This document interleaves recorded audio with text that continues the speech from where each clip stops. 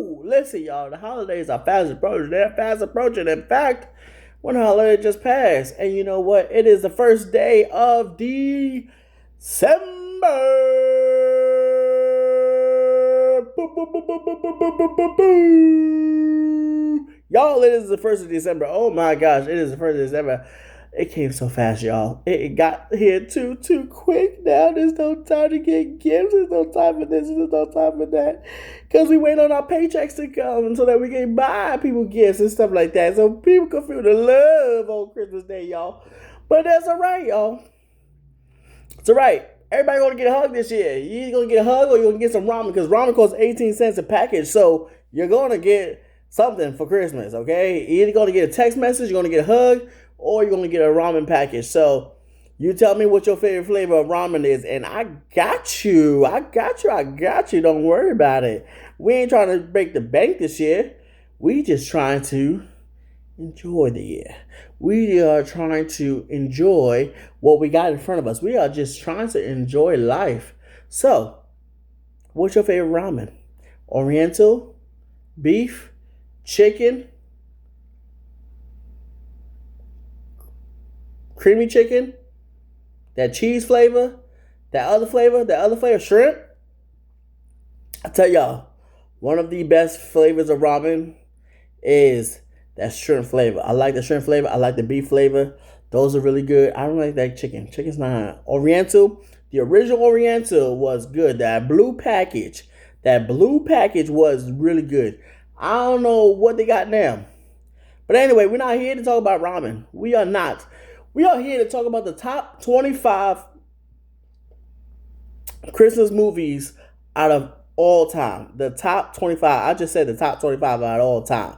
I might miss some movies, but guess what? This is my list. This is not your list. You create your own list. This is my list, y'all. And I'm not ranking them from best to worst or worst to best.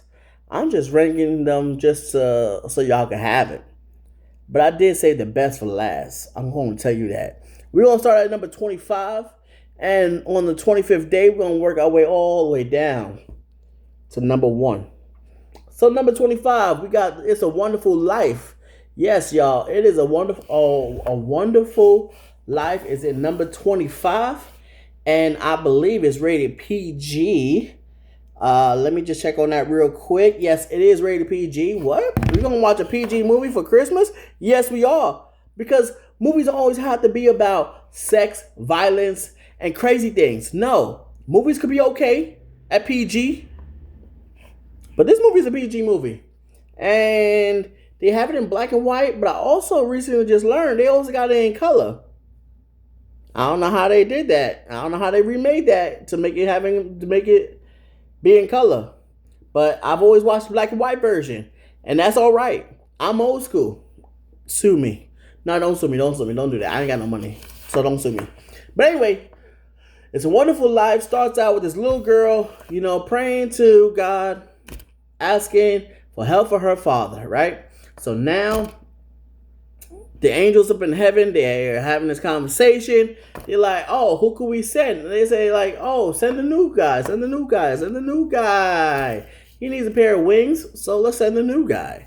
So they send this new guy. This guy's name is Clarence, right? He's the angel Clarence. And so they're really taking Clarence back into his this guy's past, little girl's father, right? Little girl's father in the movie is Mr. Bailey. Mr. Bailey, we're going to call him Mr. Bailey. That's his name. George Bailey is his name. But we're going to give him his respect and call him Mr. Bailey. James Stewart's in the movie. Some of y'all probably never heard of Jamie Stewart. He's an actor that was back in the day. I told y'all the movie's in black and white. Come on now. This movie was done in 1940. And it was a classic then. And I still say it is a classic now. So, let's put this movie on our list. It's a Wonderful Life. So, these angels, they're having a conversation. Clarence is the man. So now these angels are saying, hey, listen, you don't know nothing about Clarence, but yet, here's his history. So they give a history, and they show us what his life was when he was a little boy, all the way growing up until he is a man now, right? So he has a brother Brother falls into the lake because they were having fun, like kids do. They out there sledding, having fun, whatever. Little kid falls into the water, and now Mr. Bailey, who's the young boy now, he goes after his brother, affects one of his ears and stuff like that, and then life goes on. He works at the soda shop. Sees the girl that he likes, sees the girl that likes him, and stuff like that. Then slowly after that, they jump into his adulthood. How he was trying to go away for college, but the father died, and he had to take over the business now. Then the other brother, he had went into the armed forces. I forgot which branch he went into. Went to the armed forces. Mr. Bailey and Mary, that was the girl from the shop. They get together. They have a couple of babies. They have like 4 children in the end. In the end, they got like 4 children, and life's great. Life's great. Life's moving on. He has some hardships with the business, because he has a loan service business. So he has hardship with the business. His uncle had lost $8,000, and then now that puts them in a bind. And now there's this guy in this movie who is a complete doodle face. His name is Mr. Porter. Mr. Porter is this guy that's just trying to run the business, and he's just trying to take over. He's a man that got money. He's a man that just wants to run the town however they see fit. But of course, the Baileys are like the top problem for him, and the Baileys run the town as well. So now, Mr. Porter, one day the uncle and Mr. Porter was in the bank, and so the uncle was really, really excited, for his nephew, who's Mr. Bailey's brother. And he tells him like, "Oh, look what all the good things he's done, blah blah, whatever." And so then, Mr. Porter goes back into the bank, whatever, and he has the stack of money that the uncle has. Doesn't give it to him. Looks to see if he left, whatever. So now Mr. Porter got the future of Mr. Porter got the future of the Bailey bonds in his hands now, right? So now, once again, Mr. Bailey, he's having this financial hardship, and so then he tries to find the money, can't find the money whatsoever, and then finally he goes home, and he's just frustrated with life, frustrated with everything. And so he brings the problem that he's having with the shop. Now he brings the problems home, and it's just bad. He He goes to the bar. Well, no, I'm sorry. I mixed up. Shh. So what happened is that he goes home. He goes home, gets crazy with everybody in the house and stuff like that. And then I'm going to have to pause. 1 second, y'all. Sorry, y'all. That noise was just so loud. But anyway, so he goes home, gets frustrated because now they have to close. Now he doesn't know what he's going to do. And just stuff like that, right? The typical money problem person, money problem type of things, goes on. So anyway, so then he goes back to Mr. Porter, and meanwhile, Mr. Porter offered him a job for $20,000 a year, which $20,000 a year is probably much more, was much more than what it is now. Because $20,000 a year now, that's nothing, okay? But anyway, so he goes back to after he's with his family, mess things up, whatever. He goes to Mr. Porter and tries to ask him, hey, listen, I need help. Can you bail me out? Blasey, whatever. And so Mr. Porter was like, no, we ain't doing that.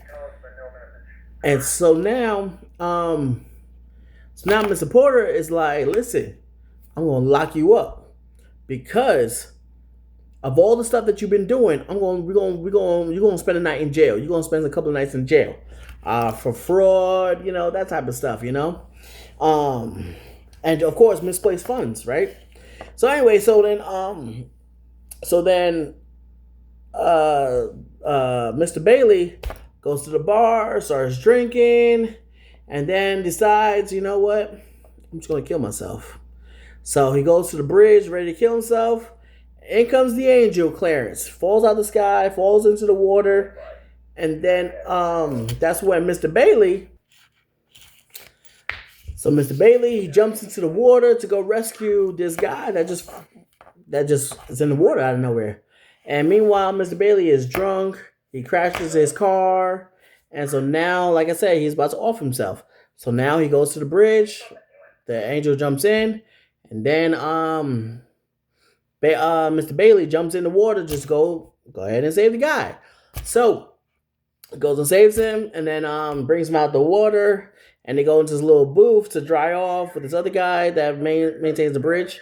And so goes and talks, and then Mr. Bailey's like, man, I wish I was never been born. So now Clarence is like, you got your wish. So now he takes him all over town, and just to see what his life could have been like if he did not live.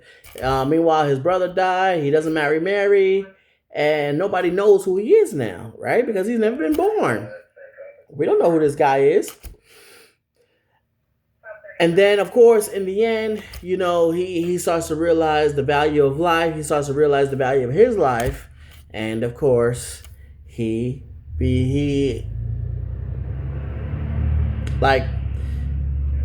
comes back. He comes back to life. That's what I meant to say. Sorry, y'all.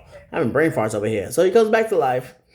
And then as he comes back to life, that's when he goes home.